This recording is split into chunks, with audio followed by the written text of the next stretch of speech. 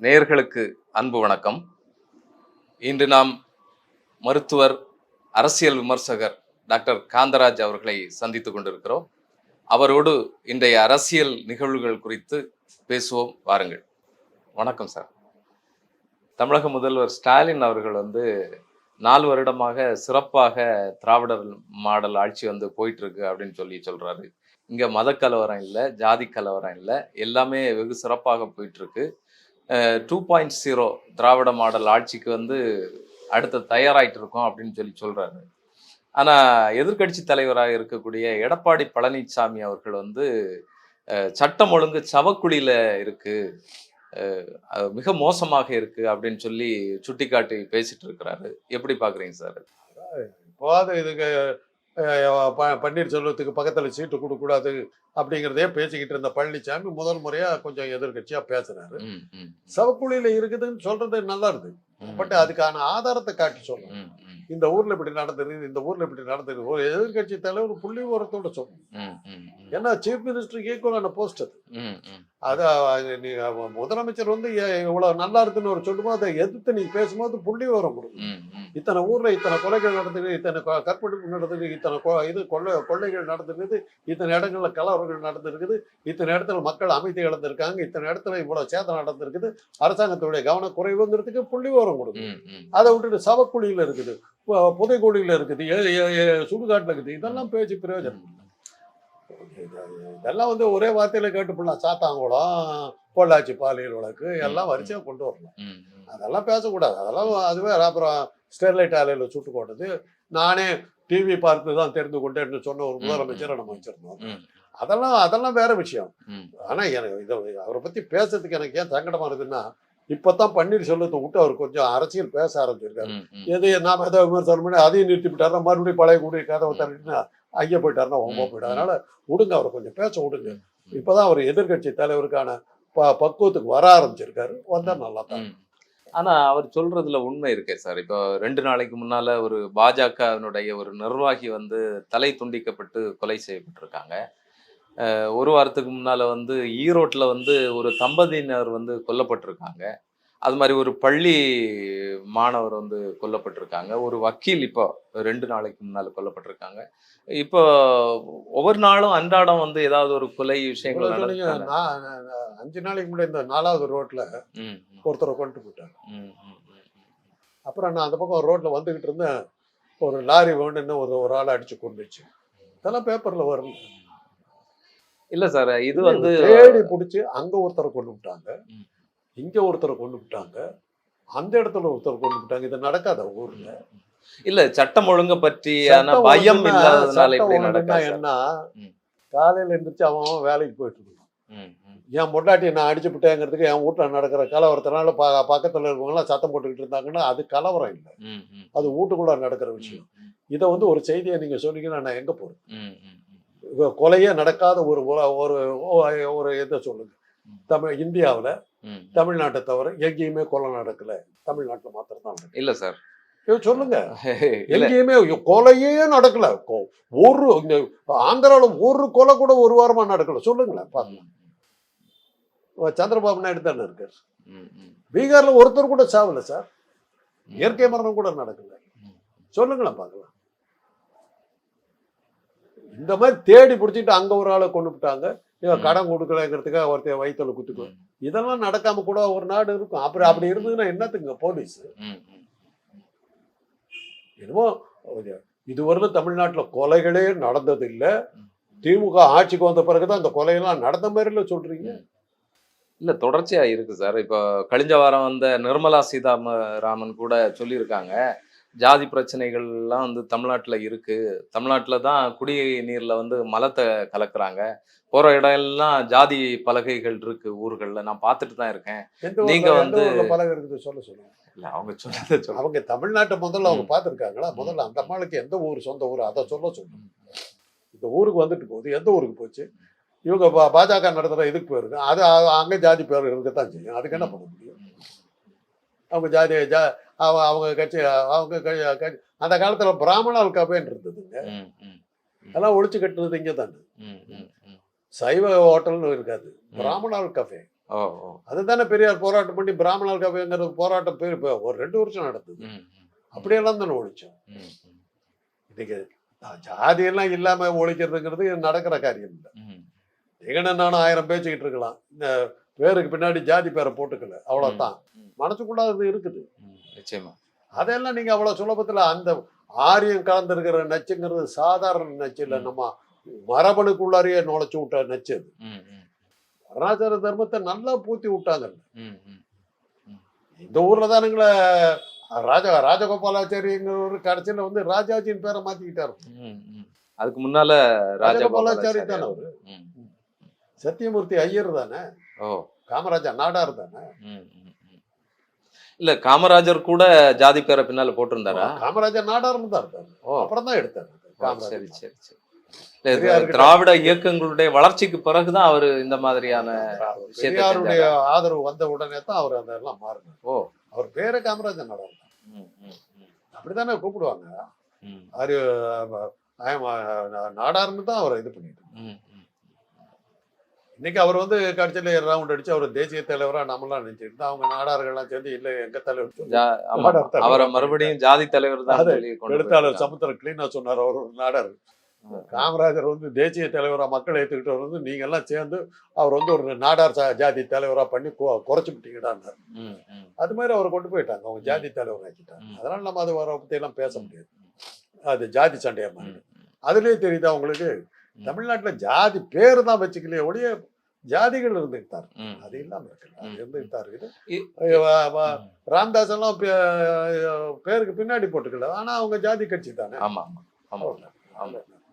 இல்ல இந்த இந்த விஷயத்துல நிர்மலா சீதாராமன் சொல்லக்கூடியது ஜாதி பேர்களை மாத்திரலாம், அதை நம்ம கவனிக்க வேண்டிய தேவையில்லை. ஆனா அந்த குடிநீர்ல மலம் கலந்த விஷயம் வந்து உண்மைதானே சார்? அது அது ஒரு தடவை ஒரு இடத்துல நடந்ததுங்க. ம். தமிழ்நாடு முழுக்க நடந்தது அது. இல்ல இல்ல. ம். ஆனாலும் அது ஒரு மிகப்பெரிய அத மோசமான வந்து அத தேடி பிடிச்சி அதை இஷ்யூ ஆக்குறாங்க. அது ஒண்ணுதான் திருப்பி திருப்பி சொல்ல முடியுது. வேங்க வயல திருப்பி திருப்பி அதைத்தான் சொல்லு. வேற என்ன நடந்தது? ம், வேற என்ன நடந்தது? ஆம்ஸ்ட்ராங் கொலை வழக்கு. ம், ம். ஒரு ஜாதி தலைவர். ஆமா. கள்ளக்குறிச்சியில விசேஷாராய சாவு. ம், இது ரெண்டையும் வச்சுட்டு பெரிய பிரச்சனையை கிளப்புனீங்க. ம், விக்கிரவாண்டி எலெக்ஷன்ல திமுக தான் ஜெயிச்சது. ம். யாரும் சட்டம் கூட பண்ணல. கருத்து கணிப்பு போட்டாங்க. அது அந்த பிரச்சனை பக்கத்திலேயே நடந்திருந்தா கூட அது மக்கள் மத்தியில எந்த எந்த வகையில எடுப்பல. ம். ஒரு சினிமா டைரக்டர் உடனே ஆம்ஸ்ட்ராங் கொலை வழக்கு எடுத்துக்கிட்டு பூர்வம்லாம் போனாரு. ஜாதி கலவரத்தை உண்டாக்குறதுக்கு எவ்வளவு ட்ரை பண்ணார். நடக்கு. ம், ம், ம். தமிழ்நாடு அந்த விஷயத்துல தெளிவா இருக்குது. இனிமே அதுல எல்லாம் போக ம், ம். அதுக்கெல்லாம் கஷ்டம். இல்ல சரியான எதிர்க்கட்சி இல்லாததுனால ஆளுங்கட்சியையே மக்கள் வந்து விரும்பிட்டு இருக்காங்களா? அதுதான் உண்மையான காரணம். அதுதான். ம், சரி, ஸ்டாலின் எனக்கு பிடிக்கல, எனக்கு ஓட்டு போட பிடிக்கல. ம். யாருக்கு போடுவேன்? வலிமையான தலைவர் இல்ல. அண்ணாமலை வந்து நிக்கிறாரு. ம், ம், யோன்ற மாதிரி இருக்குது. ம், ம், அப்புறம் பார்த்தாக்கா பழனிசாமி வந்து நிக்கிறாரு. ம், ம், எல்லாம் பார்த்துட்டு தான் பாக்குறேன். அடி அப்பா அதுக்கு அவரே இருக்கட்டும் பாட்டு போயிருக்காங்க. ம். நீங்க நடக்கிறது காரணமே அதுதானே. அவங்களுடைய திமுக நடத்தின கூட்டத்திலே நான் அதை சொன்னேன். ம், ம், நீங்க தப்பிக்கிறதுக்கு காரணம் எதிர்கட்சி பலவீனமா இருக்குது. ம், அது உங்களுக்கு நல்லது இல்லை. ம், ராமனுக்கு ஏங்க பேரு? ம், கையாலாகாத ராமன். ம், ராவணனை ஏத்ததுனால தாங்க ராமனுக்கு பேரு. ம், ம். அவன் போய் குப்பணி சுப்பணி ஏத்திருந்தாக்கா வேலைக்கு ஆயிருக்காது. ராவணங்கிற ஒரு மகத்தான வீரனை அவன் கொண்டான். ம், அதனாலதான் ராம வந்து மனுஷனாவே மதிக்கிறோம். ம், ராவணனோட கம்பேர் பண்ணா ராமன் ஒண்ணுமே கிடையாது. ம், அனுமார் இல்லைன்னா ராமன் ஒண்ணுமே இல்லை. டம்மி. ம், இருக்கிற பொண்டாட்டியும் விட்டுட்டு ராஜ்யத்தையும் விட்டுவிட்டு பிள்ளைங்களையும் விட்டுவிட்டு நாசமா போன ஒரு ஆளு. ம். அப்படிப்பட்ட ஒரு ஆளு ஏன் அவன் பேரை பேசுறான்னா ராவணன்ற ஒரு இணையற்ற வீரனை அவன். ம், புரியுது சார். அது மாதிரிதான் அது. உங்களுக்கு எதிர்கட்சி இல்லைன்னா உங்களுக்கு பேர் வராது. ம், ம், நீங்களா தான் உங்க புகழை பாடிக்க வேண்டியிருக்கு. புரியுது. ம், உங்க கட்சி வளரணும்னா எதிர்கட்சி ஸ்ட்ராங்கா இருக்கும். ம், அப்பதான் உங்க தொண்டை சுறுசுறுப்பா இருக்கும். ம், அவங்க கூட்டத்திலே அதை சொன்னேன். உங்களுடைய தொண்டர்கள் சுறுசுறுப்பா இருக்குன்னா ஒரு நல்ல எதிர்கட்சி நீங்களே உருவாக்குனா நல்லது. ம். இல்ல ஆளுங்கட்சியே ஒரு எதிர்கட்சியை உருவாக்கணும்னு சொல்றீங்க. அது கட்சி இப்படி எல்லாம் போச்சுன்னா கட்சிக்குள்ளாரே ரெண்டாகும். புரியுது. அப்படி வந்தது தானே. இப்போ ஆளுங்கட்சி பயங்கரமான ஸ்ட்ராங்கா போச்சு 71ஆம் வருஷத்துல. ம், ம், ம். 234 தொகுதிகள் 184 தொகுதிகளில் ஜெயிச்சது மாத்திரம் இல்லாம எதிர்கட்சியே எல்லாம் பண்ணாங்க. ஓ. இந்திரா காங்கிரஸ் சீட்டு கொடுக்காம அவங்க வந்து தேர்தலே நிக்கல. ம், ம், ம். கலைஞர் வந்து உனக்கு நாடாளுமன்றத்தில் கொடுப்பனோடைய சட்டமன்றத்தில் கிடையாது சொல்லி சட்டமன்றத்தில் இந்திரா காங்கிரஸ் இல்லாம போயிடுச்சு. காமராஜர் அப்பதான் பழைய காங்கிரஸுங்கிற பேர்ல ஸ்தாபன காங்கிரஸுங்கிற பேர்ல அவர் நின்னார். ஒப்பாரும் மிக்காரும் இல்லாத காமராஜர் 15 சீட்டுக்கு ரெடியூஸ் ஆனார். எப்படி திமுக 15ல் ஆரம்பிச்சு 50க்கு போய் 134 போய் 184 போச்சோ, அதே மாதிரி 184ல இருந்த காமராஜர் சுருங்கி 15க்கு வந்தார். அதுக்கப்புறம் காமராஜர் இல்லாம போயிட்டார். அந்த எதிர்கட்சி அப்ப அந்த டைம்ல வந்து எதிர்கட்சியே இல்ல. 15 பேர் அங்கீகரிக்கப்பட்ட எதிர்கட்சியே இல்லாம போயிடுச்சு 71. அதனுடைய விளைவு என்னாச்சு? திமுகவே 2ஆ உடைஞ்சது. எம்ஜிஆர் ஒரு கட்சி ஆரம்பிச்சு. ஆக அறுதி பெரும்பான்மை, அசைக்க முடியாத பெரும்பான்மை வரும்போது உங்க சொந்த கட்சியை 2ஆ உடையறதுக்கான chances. Majority corrupts, absolute majority corrupts absolutely. பெரும்பான்மை இருந்தாக்கா ஊழல் வரும், மிகப்பெரிய பெரும்பான்மை இருந்தா மிகப்பெரிய ஊழல் வரும். புரியுது. அதுதான் உங்களுக்கு எதிர்கட்சிகள் இல்ல அப்படின்னாக்கா உன்னுடைய கட்சியை எதிர்கட்சியா மாறும். அதுதான் இது. இல்ல, தமிழக மக்கள் வந்து திமுக அதிமுக ரெண்டையுமே வந்து ஆதரிச்சு வந்திருக்காங்க வரலாற்று ரீதியாக. இன்னைக்கு வந்து அதிமுகவை ஆதரிக்கக்கூடிய நிலையில இல்ல. அவங்க பிஜேபி சார்பான ஒரு ஸ்டாண்ட் எடுத்ததுனால அப்படி ஒரு நிலைக்கு தமிழக மக்கள் போயிட்டாங்களா? ஒரு பாயிண்ட் வச்சுங்க, விந்திய மலைக்கு கீழே எந்த காரணத்தை முன்னிட்டும் பாஜக வரதுக்கு வாய்ப்பே கிடையாது. ஏன்னா அவங்க வந்து மேல் ஜாதின்னு சொல்லப்படுகிற அந்த 3%காரர்களுக்கு அவங்க பின்னாடி போறாங்க. அதை யாருமே ஏத்துக்க மாட்டாங்க. ஹிட்லர் ஏங்க அவ்வளவு பெருசா வந்தான்? ஐரோப்பாவுடைய 3% அந்த இவங்க யூதர்கள் எல்லாத்தையும் அவங்க கையில வச்சிருந்தாங்க. இன்னைக்கு தமிழ்நாட்டு அரசியல் எடுத்தீங்கன்னா ஹிட்லருடைய அரசியலுக்கும் அதுக்கும் வித்தியாசமே கிடையாது. புரியுது. அவன் ஹிட்லர் என்ன சொல்றான், ஜெர்மனியில ஜெர்மன் பத்திரிகைகள் வருது, ஜெர்மன் மொழி பத்திரிகைகள் வருது, அதை வச்சிருக்கோம் பூரா யூதர்கள். ஜெர்மன் மொழியில வர்ற அந்த கருத்துக்கள் பூராமே யூதர்கள், ஜெர்மனியில இருக்கிற யூதர்கள் கருத்துக்களை வந்து ஜெர்மனி கருத்துக்கள் மாதிரி பண்ணிட்டு இருக்கான். அப்ப என்னுடைய கருத்தை வெளியிடுறதுக்கு என்னடா வெளியிடுறதுன்னா, அதனாலதான் நான் யூத இனத்தையே ஒழிக்கணும்னு போனோம். நீங்க நல்லா யோசிச்சு பாத்தீங்கன்னா இங்க அதே தான். அன்னைக்கு அந்த காலத்துல இருந்த ஊடகங்கள் பூரா அவங்க கையில இருக்கு. திராவிட இயக்கங்களை பத்தி எவ்வளவு கேவலப்படுத்த முடியுமோ எழுதிக்கிட்டு இருந்தாங்க. சினிமா விமர்சனம், ஒரு வார பத்திரிக்கை, அது 3% நடத்தப்படாத பத்திரிக்கை. அவங்களுக்கு வால் பிடிக்கிறதுக்கு எந்த அளவுக்கு போச்சுன்னா, எம்ஜிஆருக்கு ஒரு படத்துக்கு விமர்சனம் எழுதுறாங்க, தாய்மொழிக்கு காட்டிய தாடிங்கிற படம். அவர் கால் முறிஞ்சு குணமாகி அவர் நடிச்சு வந்த முதல் படம் அது. அது எம்ஜிஆரே காலி ஆயிடுவாருங்கிற அளவுக்கு அந்த அந்த விபத்தெல்லாம் அவருக்கு இதாச்சு. அந்த டைம்ல இந்த படம் வருது. எம்ஜிஆருடைய பாணிக்கு அந்த படம் சரியா வரல. அண்ணாவனுடைய கதை, அரங்கண்ணல் வசனம், திமுக எம்ஜிஆர் நடிக்கிற படம், திமுக தலைவருடைய கதை, திமுகவினுடைய பொறுப்பாளர்கள் ஒருவரான அரங்கண்ணனுடைய வசனம், திமுக பொருளாளர் அளவுக்கு உயர்ச்சியில இருந்து எம்ஜிஆர் நடிச்ச படம் 2 நாள் ஓடுங்க. Super flap. அதுக்கு என்ன விமர்சனம் தெரியுங்களா? அந்த பத்திரிகையில அந்த படத்தினுடைய ஸ்டில்ல போட்டாங்க ஒரு பேஜ்ல. அடுத்த பேஜ் வெறும் எம்டி பேப்பர், வெள்ளை விளையாடு விட்டு ஒரு கீழே வெட்க கேடு. இதுதான் விமர்சனம். இந்த அளவுக்கு அந்த படங்களை கேவலப்படுத்தி மனோகரா படம் சூப்பர் ஹிட்டா ஓடுதுங்க. அதுக்கு அந்த பத்திரிகை எழுது, ஆவியா வந்து வர்ற ஒருத்த வந்து செருப்பை போட்டுக்குவானா, அந்த செருப்பு போட்டோன்னா கண்ணுக்கு தெரியாம மறைஞ்சிருவானா, ஐயோ பகுத்தறிவு.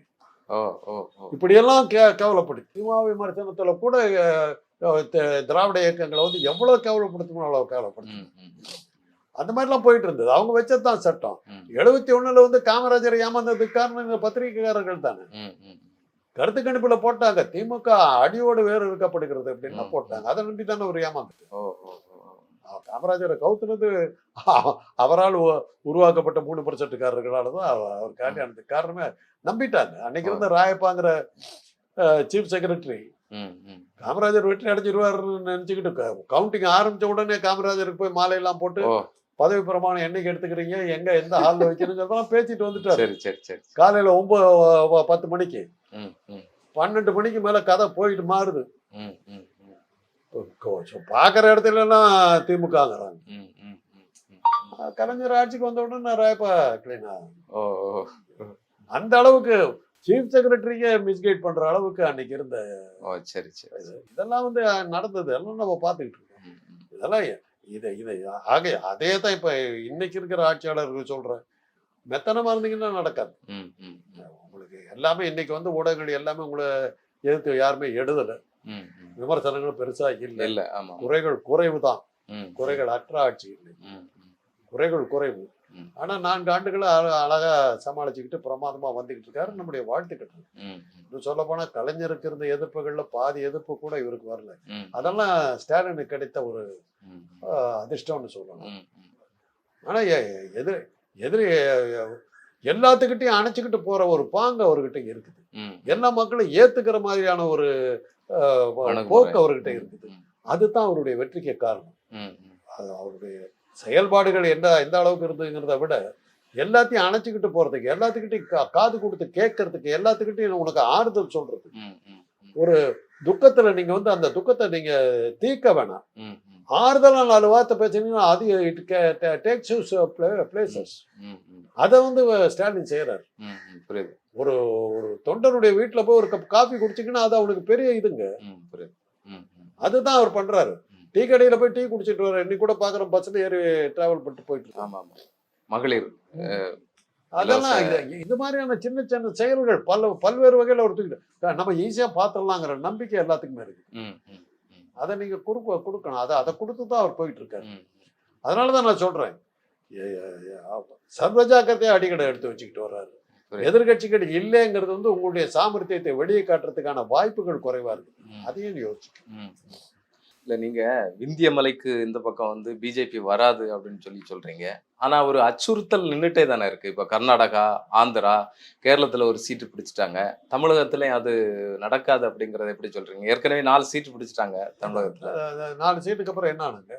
என்னத்துக்கு இங்க பழனிசாமி வீட்டுல வந்து தினம் உட்காந்துக்கிட்டு இருக்காரு? அமித்ஷாவே ஏங்க வந்து உட்காந்துட்டு இருக்காரு? அப்புறம் என்னத்துக்கு போய் விஜய் போய் தூங்கிக்கிட்டு இருக்காங்க? அதுக்கப்புறம் எதுக்கு இங்க போய் ரஜினிகாந்த் போய் பாகிஸ்தானுக்கு எதிர்ப்பா ஒரு அறிக்கை விட்டுன்னு என்னத்துக்கு கேட்குறாங்க? எதுக்கு இங்க சினிமா விட்டுட்டு வெளியே போயிட்ட அஜித்துக்கு வந்து கூப்பிட்டு கொடுத்து பத்மபூஷன் கொடுக்குறாங்க? ஏன் இந்த டெஸ்பரேட்டா சுத்துறீங்க? புரியுது.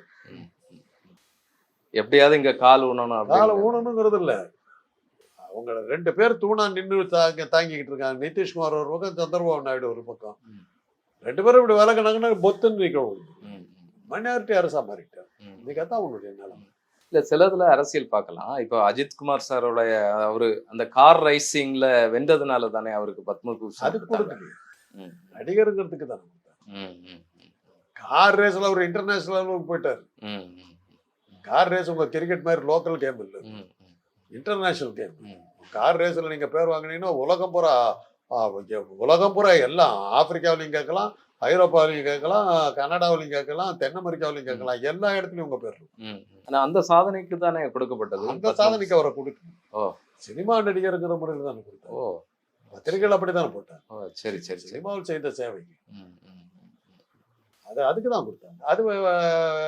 அது தேடி பிடிச்சி கொடுக்குறாங்க. அவருக்கு அது தேவையே இல்லை. சரி கொடுத்தாங்கன்னு வாங்கிக்கிட்டார்.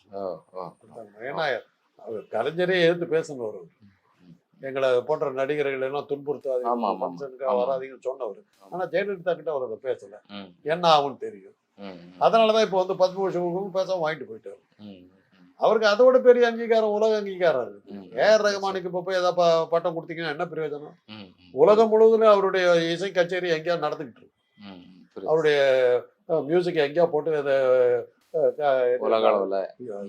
ஆங்கிலம் தெரியாத நாடுகள் எல்லாம் கூட அவருடைய புகழ் இருக்குது.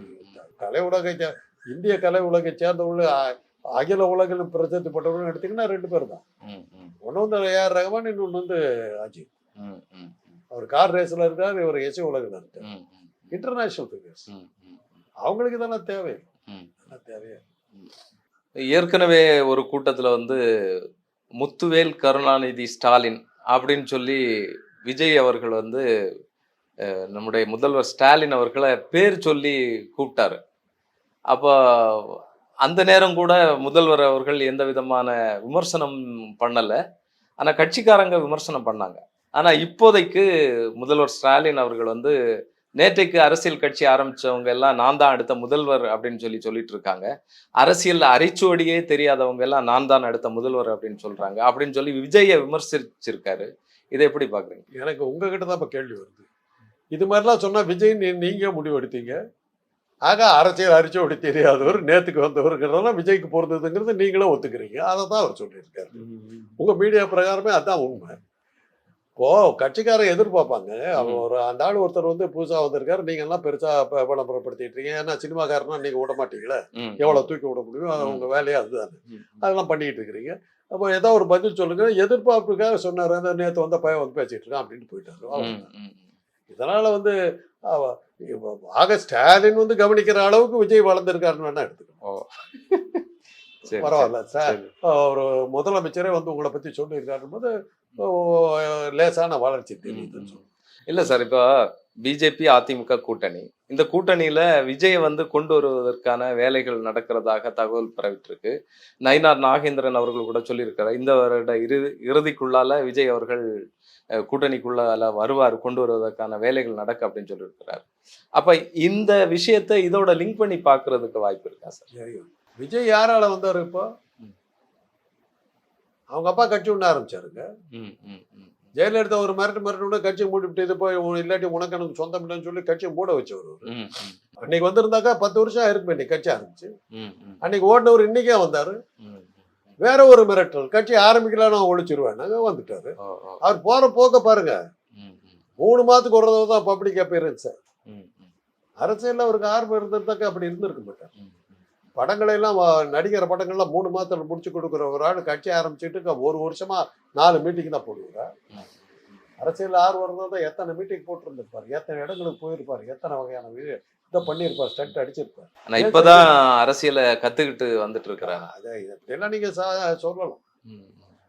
அரசியல் அவங்க அப்பா ஆரம்பிச்ச போது வேண்டான்னு சொல்றதுக்கு தெரிஞ்சவருக்கு அரசியல் தெரிஞ்சிருக்காதா? ஏன் வேண்டான்னு சொல்றதுக்கு காரணங்கள் தெரிஞ்சிருக்காதா? நீங்க காப்பாத்துங்க, அதை பத்தி எனக்கு ஒண்ணு இல்லை. எங்க பார்வையில் நாங்க சொல்றோம். இல்ல நடிகர் பிரகாஷ் ராஜ் இதெல்லாம் தெரிஞ்சுக்குவாங்கன்னு நீங்க எதிர்பார்க்குறீங்க. புரியுது. அரசியல் ஆரம்பிச்சிருக்காரு, போக போகத்துக்காருன்னு சொல்றீங்களா? எப்போ முடிப்பாரு?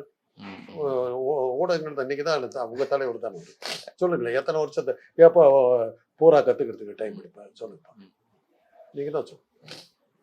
இல்ல புதுசா ஒருத்தர் அரசியலுக்கு வந்து அது கரெக்டா போயிடுச்சு. இல்ல புதுசா ஒருத்தர் அதைத்தான் முதலமைச்சர் அதான் புதுசா வந்தவர் வந்த உடனே பதவிக்கு போய் உட்கார்ந்து எழுதி கொடுத்ததை படிக்கிறாரு. அவ்வளவுதான். அவருக்கு என்ன தெரியும்? அவருடைய இதுலயே சொல்லணும்னாக்கா ஜீசஸ் சொன்னதுதான், பிதாவே தாங்கள் என்ன செய்கிறோம் என்று அறியாமல் செய்கின்ற இவர்களுடைய பிழையை மன்னித்தருங்கள் அப்படிங்கிற மாதிரி தான். பிதாவே அறியாமல் மாட்டிக்கொண்ட இந்த புது மனிதரை தயவு செய்து காப்பாற்றுங்கள் அப்படின்னு சொல்லி பிதா கிட்ட தான் வேண்டி. ஆனா ஒரு பெரிய கிரேஸ் இருக்கிற மாதிரியான ஒரு பார்வை.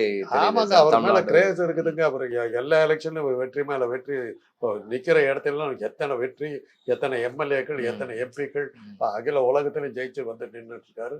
எல்லா எலெக்ஷன்லயும் நின்று எல்லாத்திலையும் ஜெயிச்சிருக்காரு. அப்புறம் என்னங்க இதுக்கு மேல என்ன வேண்டி இருக்குது? அதானே சொல்ல வர்றீங்க? இல்ல இல்ல கேக்குறேன். போகக்கூடிய இடத்துல ஒருவேளை எனக்கு தெரியாம இருந்திருக்கணும். அவரு எலெக்ஷன்ல நிக்கிறேன் இல்ல. நம்ம சொல்றத பார்த்தாக்கா ஒரு கிரேஸ் இருக்குது, மக்கள் பூரா அவர் பின்னாடி போறாங்கன்ற இதெல்லாம் நீங்க சொல்லும் போது அவர் ஆட்சிக்கு வந்துட்ட மாதிரி தெரியுது. இல்ல வாக்கு சதவீதம் இனிதான் தெரியும். ஆனாலுமே வாக்கு சதவீதம் என்ன சொல்லுங்க சொல்லுங்க. யாரு வாக்கு சதவீதம் எடுத்தாங்க? எந்த எலெக்ஷன் வச்சுட்டு வாக்கு சதவீதம் எடுத்தாங்க? காந்தராஜை பத்தி ஒரு வாக்கு சதவீதம் எடுங்க.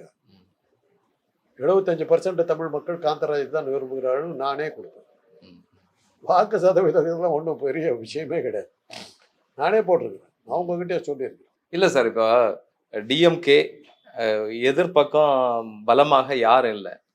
ஒருவேளை அந்த இடத்தை இவர் ஒரு இளைய தலைமுறையோட இடத்தை பிடிக்கிறதுக்கான நிறைவேறட்டும். அதான் நல்லா இருக்கும். அவ்வளவுதான் நான் சொல்றேன். வருவாங்களாங்கிறதா தெரியும். மிக்க நன்றி சார்.